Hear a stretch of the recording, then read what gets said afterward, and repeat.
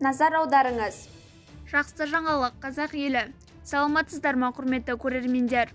Егер хабарды толық білгіңіз келсе, біздің арнамызға жазылуды және де бір ғана лайк түймесін басуды ұмытпаңыз. Лайк басқан қолдарыңыз Кабатулланың қабырғаларын ұстасын. Инклюзивті білім беретін педагог-психологтар 40% үстемақы алады.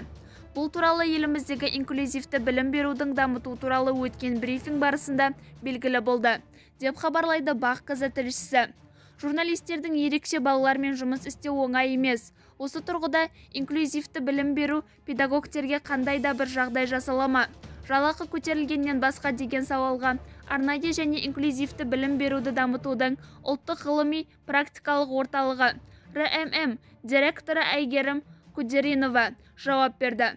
Оның айтуынша ерекше балалармен жұмыс істеу оңай емес. Осы тұрғыда жалақыдан бөлек педагог-психологтар 40% үстемақы алады.